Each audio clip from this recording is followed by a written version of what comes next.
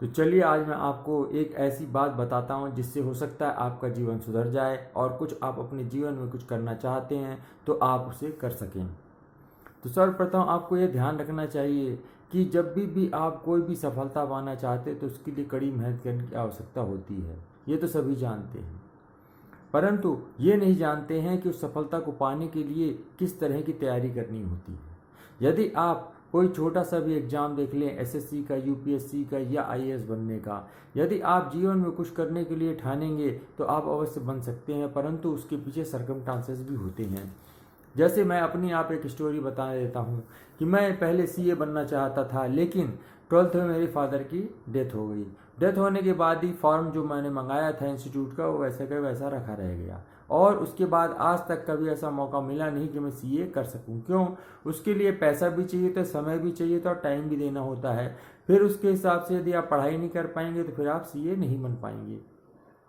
यही मेरे साथ हुआ और मैं नहीं कर पाया, परंतु मेरे पास जो कैपेसिटी थी, पिताजी की डेथ के बाद जो पेंशन मिलती थी वह मिलती थी 1237 रुपये।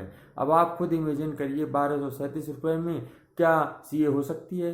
नहीं हो सकती कभी। तो फिर क्या करना होगा? फिर आपको नौकरी की तलाश करनी पड़ेगी, चाहे वो कैसा ही काम हो। 12th के बाद क्या काम मिल सकता है ये आप लोग सभी लोग समझ सकते हैं कि आप अगर क्वालिफाइड नहीं है, ज़्यादा पढ़े लिखे, तो ज़्यादा बड़ी नौकरी आपको मिलेगी नहीं। तो शुरुआती दौर पे मैंने फिर क्या किया, 500 रुपये महीने की नौकरी की, 3 महीने की। मजबूरी ये थी कि उससे जाने आने का खर्चा निकल जाता था, क्योंकि ट्रेन का पास उस समय बहुत सस्ता होता था। 3 महीने की एमएसटी हमारी बन जाती थी, जो कि ज़्यादा से ज़्यादा बनती थी 90 रुपये की। तो 90 रुपये में आना जाना हो जाता था मेरा, आराम से ये काम बन जाता था। तो 3 महीने की हो गई तो 30 रुपये महीने लग गए। तो ये होगा कि एक एक्सपीरियंस मिल जाएगा, फिर मैं आगे करूँ। फिर मैंने बीकॉम ग्रेजुएट करने के बाद ये नौकरी की थी, तो आपको बताने ही भूल गया कि 500 रुपये की नौकरी मैंने करी ग्रेजुएशन के बाद। उससे पहले ट्यूशन पढ़ा के ऐसे करके कुछ ना कुछ काम छोटा मोटा जो भी जैसा मिलता रहा करते रहे और आगे अपना बढ़ते रहे।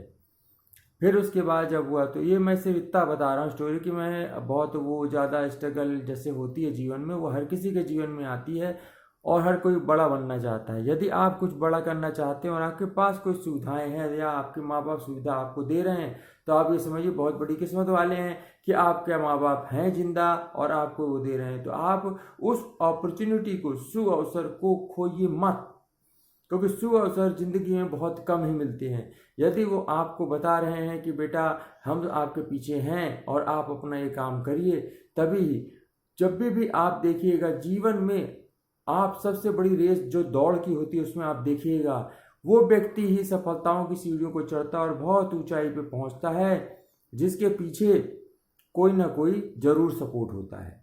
पहले हम सोचते थे कि ये व्यक्ति बहुत ऊंचाई पे पहुंच गया, लेकिन स्ट्रगल तो देखो हर फील्ड में होती है। कोई सी फील्ड ऐसी नहीं है, चाहे आपकी पढ़ाई आईएएस बनना हो, आईपीएस हो, doctor, engineer, film actor, actress, ये सब कहना आसान होता है, लेकिन ये सब बहुत टफ जॉब होते हैं। जितनी बड़ी कमाई के वो देखोगे आप, उतनी ही बड़ी रिस्क होती है। ये सब टाटा अंबानी जो आज बने हैं, इन्होंने बड़ी बड़ी रिस्क उठाई हैं, इसलिए वो आज इतनी बड़ी बड़ी ऊंचाइयों पर पहुंचे हैं।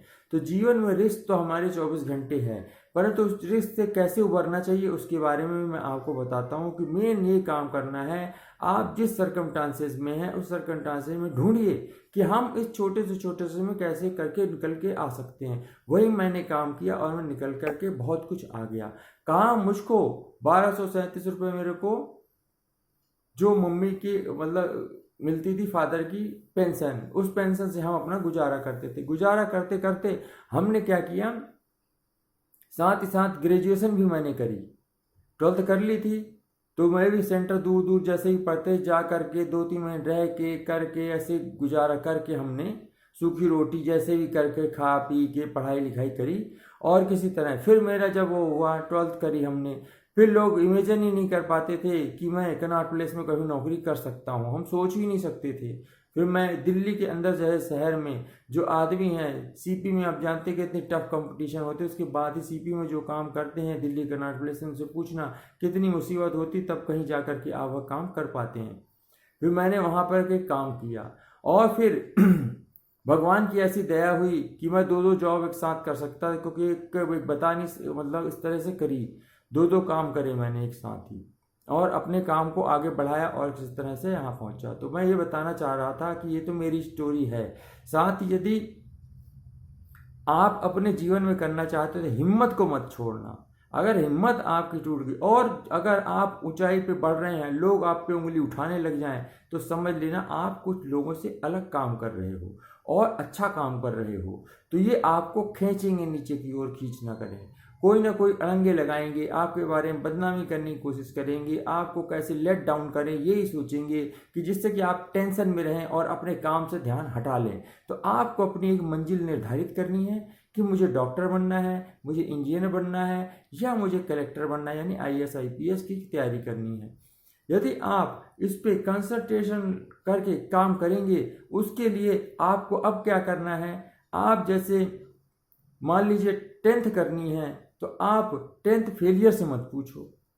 अगर 10th फेलियर से आपने पूछ लिया तो वो क्या कहेगा, अरे छोड़ो, इसमें कुछ नहीं रखा है, बेकार तुम्हारा टाइम वेस्ट होगा, पढ़ोगे फिर फेल हो जाओगे और अपने घर में बैठ जाओगे, कुछ नहीं होता, बेकार है 10वीं करना, ये है वो है।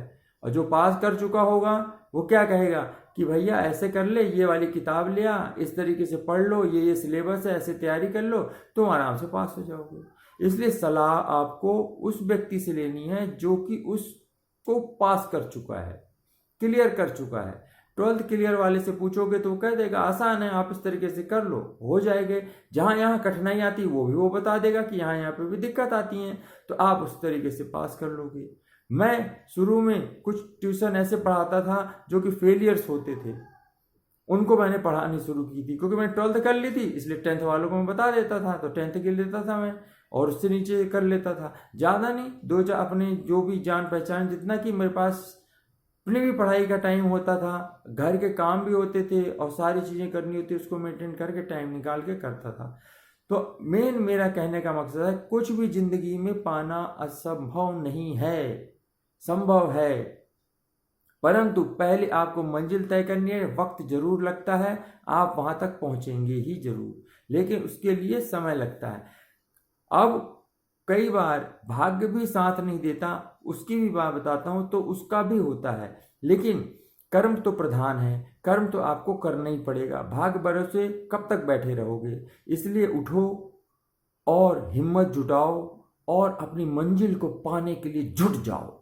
रास्ता कितना भी कठिन हो, उसे पाने के लिए बिल्कुल जुट जाओ। और लोग कहते हैं ना कि कोई आदमी किसी के पीछे हाथ पैर धो करके, कहते हैं ना कि हाथ धो करके पीछे पड़ गया है, तो नहीं, तुम हाथ मुंह नाक मुंह सब कुछ, मुंह सब धो के नहीं, पूरा नहा धो के पीछे पड़ जाओ कि मुझे ये पाना है, पाना है, पाना है, तभी आप अपनी मंजिल पा पाएंगे।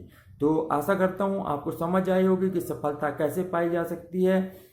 तो सफलता पाने का एकमात्र ही साधन होता है कठिन तपस्या, कठिन तप, यानी आपको मेहनत पूरी करनी है, तभी ही आप अपनी ऊंचाइयों को छू पाएंगे। आशा करता हूँ यह वीडियो आपको अच्छा लगा होगा। यदि ऐसे ही वीडियो आप देखना चाहते हैं तो मेरे चैनल को सब्सक्राइब कर लीजिएगा, वीडियो को लाइक कर दीजिएगा, ज़्यादा से ज़्यादा यह शेयर कर दीजिएगा, उन सभी स्टूडेंट्स में कर दीजिएगा जो नई नई बेचारे तैयारी कर रहे हैं IAS वगैरह की, जिससे उनको भी मोटिवेशन थोड़ा मिल सके। धन्यवाद।